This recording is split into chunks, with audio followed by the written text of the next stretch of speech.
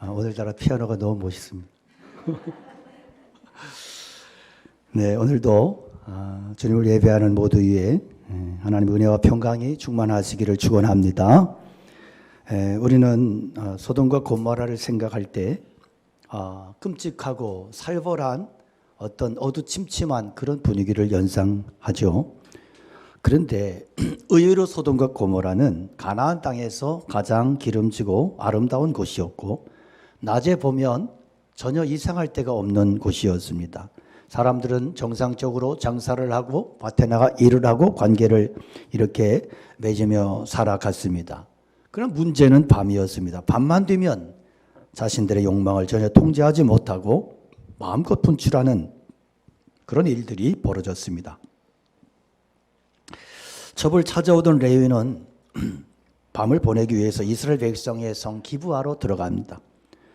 이 기브아는 겉보기에는 전혀 이상할 데가 없었습니다. 그러나 그것은 바로 이스라엘판 소돔과 고모라였습니다. 아무것도 모르는 레위는 가장 안전한 곳인 줄 알고 기브아 땅을 찾아갔지만 그것은 마치 제 발로 호랑이굴을 찾는 격이 되었습니다. 자신의 첩을 도로 찾아서 에브라임 땅으로 돌아가던 이 레위는 신변의 안전을 위해서 일부러 여부수 족속의 땅을 피해서 이스라엘 베냐민 지파의 땅인 기브아로 찾아갑니다. 근데 막상 가보니까 아무도 영접을 해주는 사람이 없고, 그래서 거리에 주저앉아 도움을 기다리다가 밭에서 일하고 돌아오는 노인네를 만나서 그 같은 에브라임 산지 고향인 이 노인네를 발견하고 그의 도움으로 노숙하는 신세는 면하게 됩니다. 그러나 이것은 굉장히 중대한 실수였습니다. 그것은 위험하기 짝이 없는 끔찍한 곳이었기 때문입니다. 만일 그가 기브아가 어떤 땅인지 알았더라면 아무리 늦어도 재빨리 그 땅을 빠져나갔을 거예요.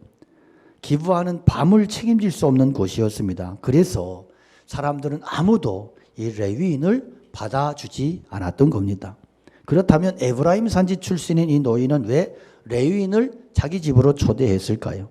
노인은 아마도 동네 사정을 잘 몰랐던 것 같아요. 아무래도 노인인데다가 에브라임 출신이었기 때문에 베냐민 사람들과는 의사소통에 문제가 있었던 것 아닌가. 또 밤거리가 위험하다는 정도는 알았지만 구체적으로 어떤 일이 일어나는지는 제대로 몰랐던 것 같습니다. 만약 알았다면 노인이 빨리 이 땅을 떠나라고 그렇게 이야기했을 것입니다. 레위는 위험하기 짝이 없는 곳에 들어와 있으면서도 가장 안전한 곳에 있는 것처럼 기분 좋게 발을 씻고 음식을 먹고 즐겼습니다. 오늘 거의 대부분의 사람들은 이런 상황과 비슷합니다. 사람들은 잠시 후에 어떤 일이 일어날지 모르기 때문에 아주 사소한 것에 만족하며 기분을 즐기며 그렇게 살고 있습니다. 오늘 우리의 삶 곳곳에서 사망의 음침한 골짜기가 입을 벌리고 매 순간순간 우리를 노리고 있습니다. 우리는 그것을 모르니까 장사 하루 좀 잘 되면 그저 기분 좋고, 자식이 성적표를 잘 가지고 오면 그저 기분이 좋고 그런 겁니다. 다윗은 요나단에게 나와 사망 사이는 한 걸음뿐이다 그랬습니다. 이것은 뭐냐 하면 바로 뒤에 한 걸음 뒤에 죽음의 세력이 나를 강력하게 뒤쫓아오고 있다, 그런 고백이죠. 그는 실제로 사울에게 무서운 그러한 추격을 받으며 죽을 위험을 순간순간 수없이 넘겼습니다. 그러면서 그렇게 도망치면서 살벌한 삶을 살아냈습니다. 그때 다윗이 내린 결론이 뭐냐? 유다 땅 안에는 안전한 곳이 없다는 거예요. 그럼에도 그는 사울에게 잡히지 않았어요. 하나님께서 그를 지켜주셨기 때문입니다. 자, 그렇다면 이 레위인에게 가장 안전한 땅은 어디였을까요?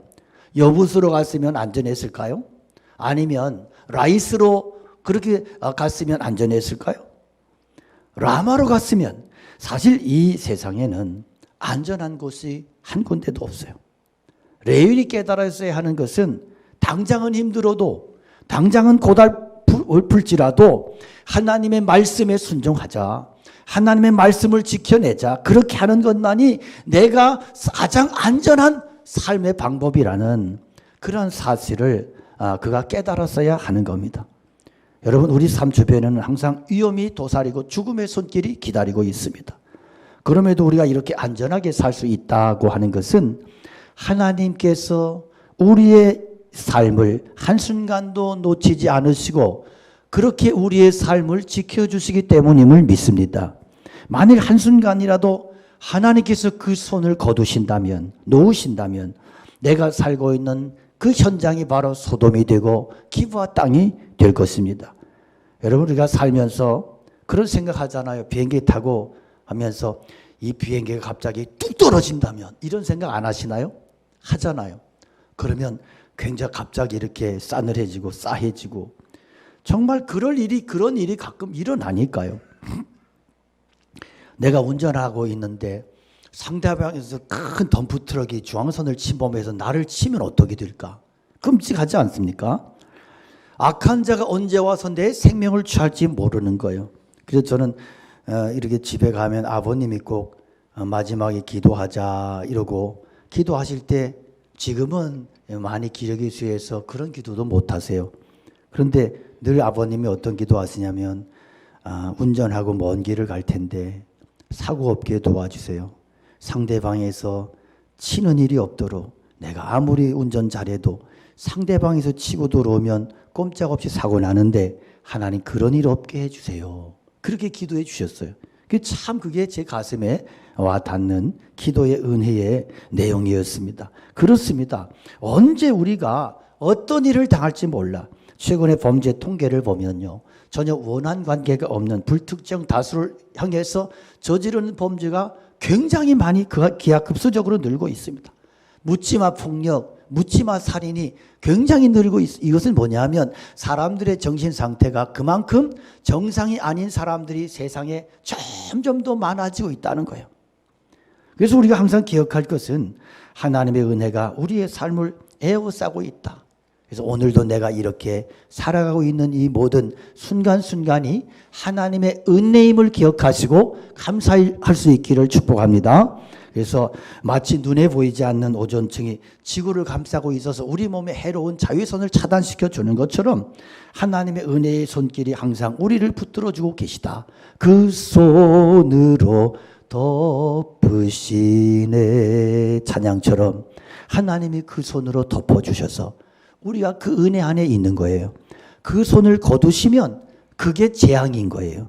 우리는 끊임없이 불순종해서 주님의 마음을 아프게 해요. 그럼에도 불구하고 하나님은 진노 중에라도 우리를 붙들어 주시고 지켜주신다고 하는 사실을 기억하시고 감사하시기를 축복합니다. 그런데 왜 하나님은 이 레위인을 이렇게 악의 소굴로 들어가는 것을 허락하셨을까? 그 이유를 우리가 다 알 수 없습니다. 우리는 이 세상의 악의 역사, 이 악의 문제에 대해서 정확한 답이 없어요. 그래서 우리가 원인 없는 결과 없다 이런 말은 맞지 않아요. 이 세상의 악의 문제가 악이 있는 한 우리는 정말 이해할 수 없는 일들이 해석이 안 되는 일들이 세상에는 무수히 많이 일어날 수밖에 없다는 거죠. 그렇지만 우리가 이 사건을 보면서 유추해 볼 때 이 레위는 자기에게 주어진 책임을 사명을 우습게 알고 자기 욕망을 찾아서 첩을 찾아간 거예요. 그러니까 사실은 레위인이 깨달았어야 되는 것은 첩이 도망을 갔어. 그러면 하나님 앞에 깨달았어야 되는 거예요. 첩이 도망갔네. 찾아와야지가 아니고 그동안 내가 죄악된 생활을 청산하지 못했구나. 그러면 이것은 하나님이 내게 죄악을 청산하라고 주신 기회구나. 그래서 하나님 회개하고 청산하고 포기하고 하나님 앞에 의로운 삶으로 돌아왔어야 맞는 거예요. 할렐루야. 그런데 포기하지 않아. 적극적으로 열심을 내서 죄를 향해 달려가고 첩을 찾아 나섰을 때 하나님은 그를 지켜주지 않으셨습니다. 하나님이 계속 우리를 지키시고 우리 가족 가운데 믿지 않는 자들을 지켜주시고 이 땅을 불쌍히 여기도록 하기 위해서 우리가 뭘 해야 되느냐, 어떻게 해야 되느냐. 하나님을 섬기는 사람들이 헌신해야 되는 거예요. 하나님을 섬기는 사람들의 욕망에 분명한 선을 그어야 되는 거예요. 무언가 손해를 보며 살아야 되는 겁니다. 희생해야 되는 겁니다. 세상 사람들은 다 자기 유익을 구합니다. 이건 뭐 어쩌면 그게 정상적인 현상이죠. 그러나 하나님의 백성은 하나님 앞에서 자기 욕망을 포기할 줄 알아야 되고, 너희는 그리스도를 이같이 배우지 아니하였느니라 말씀대로 뭔가 우리는 그리스도를 따라 손해보고 희생하는 결단이 우리 가운데 있을 때 나뿐만이 아니라 나의 공동체가 함께 보호받을 수 있다는 사실을 반드시 기억하시기 바랍니다. 여러분, 대가 없는 평화는 없어요. 이 땅 평화롭게 유지하기 위해서는 누가 대가를 치르고 비용을 지불해야 돼요. 그 일을 누가 해야 되느냐? 하나님께서 우리에게 맡기셨단 말이에요. 하나님의 백성들이 그 사명, 그 일을 해내야 되는 겁니다. 오늘날 하나님께 예배드리는 시간을 손해보는 시간으로 생각하는 사람들이 있어요. 예배드릴 때 이 시간에 시험 공부를 좀 더 하면, 이 승급시험 준비를 좀 더 하면, 책을 좀 보고 더 연구를 하면 나에게 더 이익일 텐데, 여러분 그런 생각하지 않아요? 그러나 아무도 희생하려고 하지 않을 때 하나님은 이 땅을 붙들고 계시는 그 손을 놓으실 거예요. 그 손을 거두실 거예요. 여러분, 집안이 편안한 것은요, 누군가 희생하는 사람이 있어서 그래요. 우리 남편들 편안하십니까? 아내 되신 분들이 굉장히 희생하고 있는 거예요. 요즘은 젊은 사람들은 그래도 서로가 딱 나눠가지고 50대 50 그래 놓고 막 서로가 이렇게 불꽃 같은 눈초리로 서로를 경계하며 살기도 하지만, 근데 희생하는 것이, 누가 희생을 해주고 그만큼 내가 평안을 누리고, 그래서 제가 요즘은 조금 철이 들려고 그래요. 이렇게 지나온 세월을 보니까 저희 아내가 너무 고생을 했더라고요.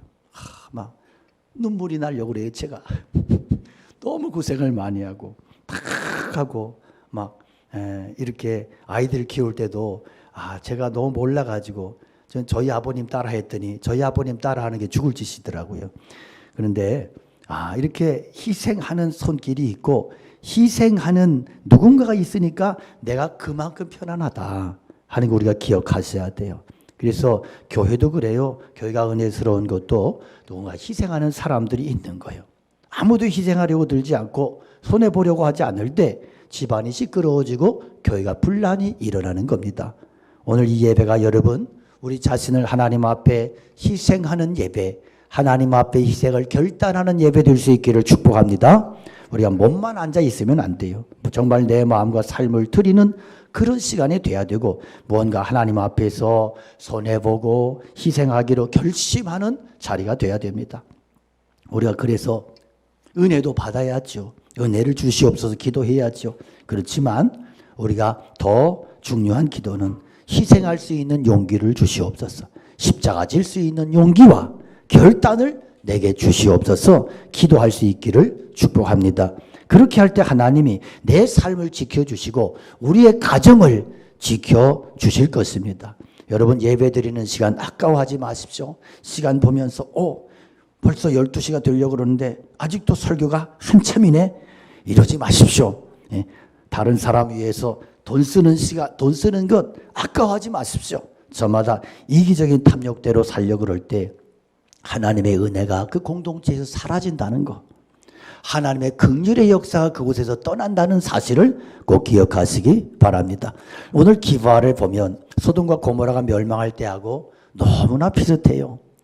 그들이 마음을 즐겁게 할 때에 그 성읍의 불량배들이 그 집을 에워싸고 문을 두들기며 집주인 노인에게 말하여 이르되 네 집에 들어온 사람을 끌어내라, 우리가 그와 관계하리라. 자, 밤이 되니까 성의 잡배 비료 깡패들이 몰려와서 노인의 집에 들어와서 남자를 끌어내라고 악을 쓰는 거예요. 뭐 하겠다는 거예요? 동성애 하겠다는 거예요. 성관계 하겠다는 거예요. 끔찍한 얘기예요. 사실 군부대나 교도소 같이 폐쇄된 집단에서는 이런 식으로 자기 욕망을 채우는 사고가 가끔 일어나요. 그러나 일반 도시에서, 멀쩡한 도시 한복판에서 이런 일이 일어난다? 참 상상하기 어려운 얘기예요. 오늘 여기서 중요한 것은 기브아가 어떻게 이런 끔찍한 악의 소굴로 변했을까 하는 겁니다. 우리는요, 사사기 서두에서 여러 지파 가운데 유독 베냐민 지파가, 이 기브아 땅은 베냐민 지파의 땅이잖아요. 베냐민 지파 유독 가나안 사람들과 싸우는 일에 비협조적이고 소극적이었던 사실을 나눴어요. 살펴본 바가 있습니다. 그들은 유다 지파가 여부스 땅, 이 예루살렘을 쳐서 이렇게 몰아냈음에도 불구하고 베냐민 사람들은 그 땅을 하나님의 거룩한 땅으로 만드는 일에 소홀히 했습니다.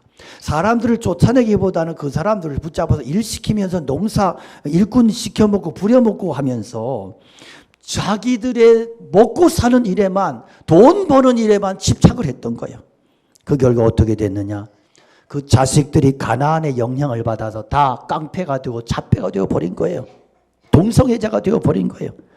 여러분, 그래서 오늘 우리는 무엇이 중요한가를 생각하셔야 됩니다. 우리는 2, 3년간 코로나를 겪으면서 신앙이 많이 나태해졌어요. 많이 무너졌어요.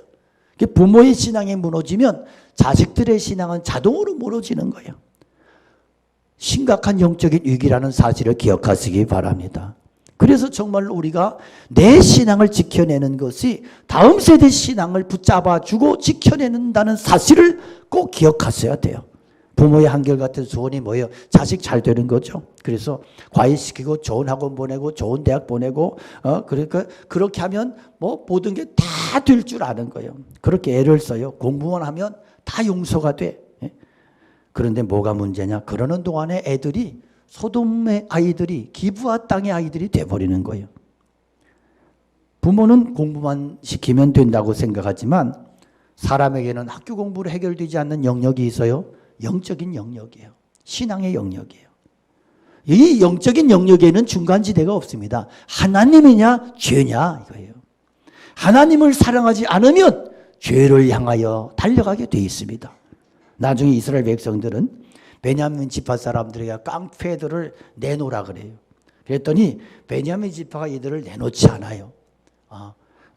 저 뒤에 온도 좀 조절해 주세요. 왜? 자기 자식은 귀하다는 거예요. 금이 오기야 길은 자기 자식들이니까. 그래서 이 엘리 제사장, 이 제사장 엘리를 생각해 보십시오. 우리 목회자 중에 한 사람은 밖에 나와서 좀 앉아서 예배를 드렸으면 좋겠어요. 이 사인이 전혀 안 돼. 거기서 수그리고 있으면 좀 어렵습니다. 엘리의 두 아들이요. 제사장인데 성전에서 수종드는 여자와 이렇게 간음을 하고 겁탈을 해요. 그러면 당장에 처벌하고 파면시켜야 마땅한데 엘리가 그렇게 하지 않았어요. 왜? 자기들이 사랑하는 자식이라는 거예요. 그래서 누구도 손도 못 대게 하는 거예요. 내 자식은 용납이 돼. 다른 자식은 개거품을 무는데 내 자식은 용납이 되는 거예요. 여러분, 믿는 부모라 그래서 자동적으로 하나님의 자녀가 되는 거 아니에요. 부모는 자녀들의 신앙을 위해서 희생할 각오를 해야 됩니다. 우리나라 부모들은 자녀의 공부를 위해서라면 뭐라도 희생을 해. 충격적인 것은 자신의 몸 팔아가지고 자신의 몸을 팔아서 애들의 학원비까지 대는 거예요. 이 정도로 자식을 위해서는 뭐라도 하는데 자녀의 신앙을 위해서 희생하고 결단하는 부모는 흔치 않습니다. 자녀에게 복음을 들려주고 자식들을 하나님의 백성으로 변화시키기 위해서 자신을 포기하는 부모는 굉장히 드물어요. 자기 신앙에는 관심이 많지만 자식들의 신앙에는 관심이 없는 부모가 너무 많습니다. 그러다 결국 어떻게 되느냐? 자식을 배나도 지옥 자식 만들더라. 그래서 이제 뭐 고등학교 3학년 이렇게 되면 1년 동안은 학교 다니지 교회 가지 마라. 1년 동안 열심히 하고 나중에 교회 열심히 나가라. 그 1년이 지옥 자식 만드는 기간이 되더란 말이에요. 베냐민 지파가 거의 망하게 된 것도 부모들이 자녀들의 신앙을 위해서 아무 결단도 내리지 않았기 때문입니다. 결국 레위는 몰려온 불량배들에게 자기 첩을 내놓았고 밤새도록 성폭행 당한 후에 죽임당하는 이런 끔찍한 일이 벌어집니다. 이 레위는 첩을 데려오기 위해서 장인의 집까지 뇌물을 싸들고 찾아갔고 이제는 찾아가지고 잘 살아보자고 구슬려서 데려오는데, 그런데 불량배들이 난동부리니까 지가 살겠다고 첩을 강제로 밖으로 끌어내 끔찍한 죽임을 당하게 만들었어요. 참 이런 거 보면 야, 이 레위인이 얼마나 냉혹하고 이기적인 짐승 같은 인간이었는지 알 수 있어요. 여러분, 그가 제사장 아닙니까? 그는 이스라엘 백성들을 가르치고 희생하는 자리에 직위에 있는 사람인데, 그렇다면 이런 상황을 만났으면 좀 담대하게 나가서 그들 앞에서 목숨을 걸고 내가 제사장이다, 너희들이 이렇게 한 것이 하나님 앞에 얼마나 큰 죄악이냐 얘기하고 그렇게 좀 맞서서 그렇게 대적을 했었더라면 어땠을까? 그랬다면 뭔가 달라지지 않았을까요? 그러나 문 뒤에 숨어가지고 자기 첩을 등 떠밀어서 강제로 밖으로 내몰고 결국은 불량배들에게 죽게 만들었단 말이요. 아침에 보니까 밤새도록 기막힌 일을 당해서 생명이 끊어져 버렸어요. 이 정도 되면 자신의 죄를 통해 자복해야 되지 않습니까? 그러나 자신에 대한 회개는 없고 다른 사람들의 마음에 적개심을 불러일으키는 극단적인 선동 충동질을 했습니다. 그 집에 이르러서는 칼을 가지고 자기 첩의 시체를 거두어 그 마디를 찍어 12덩이에 나누고 그것을 이스라엘 사방에 두루보내매 그것을 보는 자가 다 이르되 이스라엘 자손이 애굽 땅에서 올라온 날부터 오늘까지 이런 일은 일어나지도 않고 보지도 못하였도다. 그는 기브아에서는 아무 말도 하지 않고 조용히 시체를 챙겨서 물러났는데 집에 가서 무시무시한 일을 저질러요. 그는 기브아 땅에서 먼저 항의하고 적절한 조치를 요구할 수도 있었을 거예요. 그러나 그곳에서는 별일이 아니라는 듯이 조용히 시체를 수습하더니 집에 와서는 그 시체를 토막내서 이스라엘 12지파에 택배로 붙입니다. 갑자기 여자 시체를 시체를 받은 지파들이 얼마나 경악을 했겠어요. 레위는요, 이스라엘 사람을 극도로 흥분시킬 수 있는 방법을 택했어요. 왜 그렇게 했을까? 보복하기 위해서. 여러분들이 기억할 것은 요즘의 정치인들은 이렇게 사람을 선동하고 사람들을 충동질하는데 얼마나 혈안이 돼 있고 얼마나 이런 일들을 잘하는지 몰라요. 그래서 여러분들 신앙생활 하면서 절 신중하셔야 돼. 정말 기도 많이 하셔야 돼. 그런 것에 충동해서 그런 것에 막 그렇게 충동하고 나가고 이런 것이 과연 하나님 앞에서 옳은 일일까? 우리 한번 생각해 보셔야 됩니다. 지금 레위인의 생각 속에는 복수밖에 없는 거예요. 그는 사람의 행동해서는 할 수 없는 행동을 했습니다. 마귀는 사람을 흥분시키거나 충동질해서 미워하거나 의심하게 함으로써 서로를 죽이고 멸망시키게 만들어요. 이스라엘 백성들은 어리석게도 전부 레위인의 작전에 다 말려 들어갔습니다. 레위인은 할 수 있는 대로 하나님의 공의를 따라서 일을 처리했어야 돼요. 기브아 사람들이 다 깡패고 동성연애자가 아니에요. 그렇다면 정상적이고 합리적인 방법으로 이런 일들을 풀어나갔어야 했습니다. 그런 레위인은 거기서는 아무런 조치를 취하지 않다가 집에 와서는 평소에 짐승 자르던 실력으로 시체를 토막내서 이렇게 각 지파에 택배를 붙임으로써 이스라엘 백성들을 극도로 흥분으로 몰아넣었어요. 그래서 결국 이 한 사람 때문에 한 지파 전체가 거의 몰살되는 기막힌 상황이 벌어집니다. 하나님은 호세아 때 이스라엘이 망한 이유를 그들이 기브아 때부터 죄를 지었기 때문이라고 말씀하셨습니다. 그들은 기브아의 시대와 같이 심히 부패한지라 여호와께서 그 악을 기억하시고 그 죄를 벌하시리라. 기브아 시대는 바로 이 사건을 가리키는 거예요. 즉 이스라엘의 죄가 보편적으로 퍼져서 마치 기브아 시대 사람들처럼 죄가 죄인 줄 모르는 그런 기막힌 상태에 빠졌다는 거예요.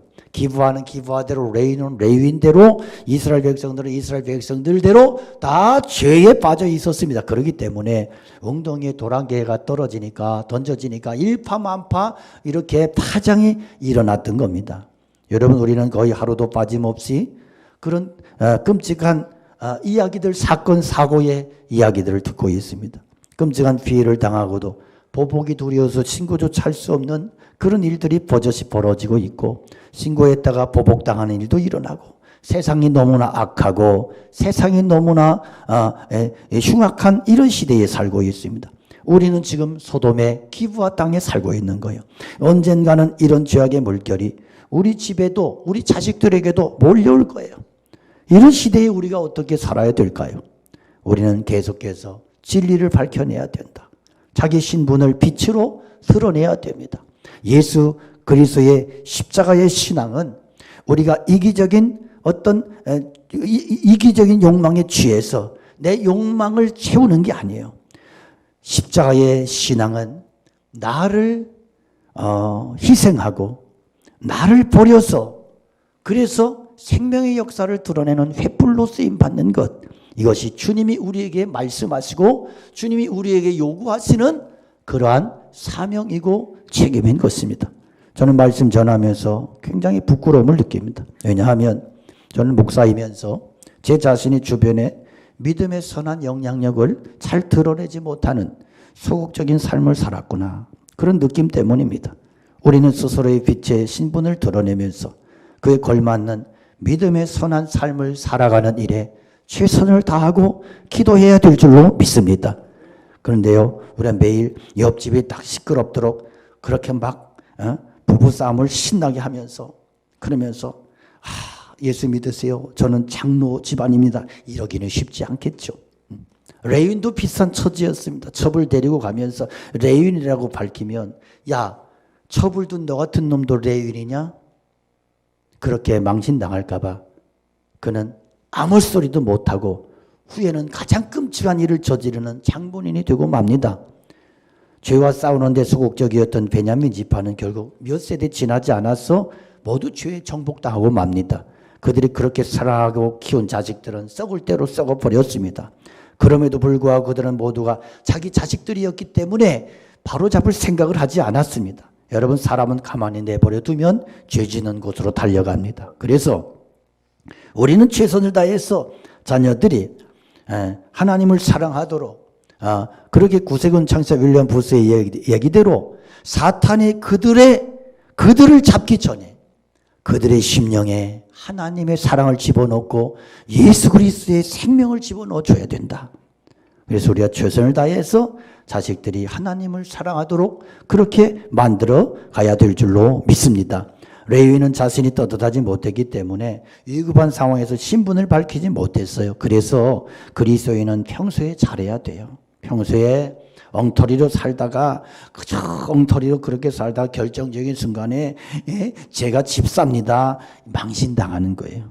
여러분, 오늘 우리는 이스라엘 역사상 가장 지저분하고 추악한 그런 이야기를 들었습니다. 참, 어떻게 성경에 이런 이야기가 다 기록될 수 있을까? 우리는 왜 예배 시간에 이렇게 기가 막힌 이야기를 들어야만 합니까? 이 추악한 모습이 바로 오늘 우리의 현실이기 때문에 그렇습니다. 우리가 살고 있는 이 시대는 소돔이고 고모라이고 기브아 시대입니다. 우리 자식들은 지금 기브아 땅에서 자라고 있습니다. 이런 곳에서 살아남으려면 우리 안에 경건의 능력이, 거룩한 힘이 있어야 됩니다. 악한 세상에서 쓰러지지 않으려면 끊임없이 계속해서 영적인 근력을 키우고 믿음의 사고방식을 키우고 하나님 앞에서 영적인 힘을 키워내야 될 줄로 믿습니다. 별 생각 없이 그저 세상 흘러가는 대로 그저 퍼마시고 돈 타령하고 게임 중독에 걸리고 툭하면 부부싸움이나 하고 이런다면 우리 자신이 악의 희생제물이 되는 것은 물론이고 사랑하는 자녀들까지 다 소돔과 고모라의 자식이 되고 말 거예요. 오늘 예배를 통해서 여러분, 우리 속에 있는 더러운 욕망들을 잘라낼 수 있는 용기가 있기를 축복합니다.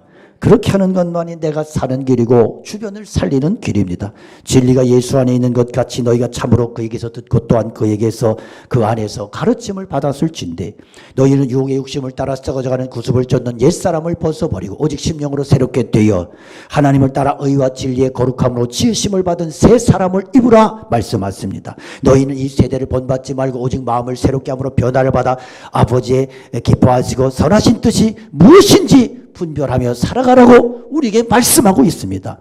여러분, 오늘 이 시간에 성령 안에서 내 안에 있는 더러운 욕망들을 잘라내는 잘나지는 시간 되기를 원하고 의와 진리의 거룩함으로 새 옷을 입고 그렇게 주님의 사명을 위해서 새롭게 일어서는 그러한 결단의 시간이 될 수 있기를 주님의 이름으로 축원합니다. 우리 함께 찬양으로 주님 앞에 나가겠습니다.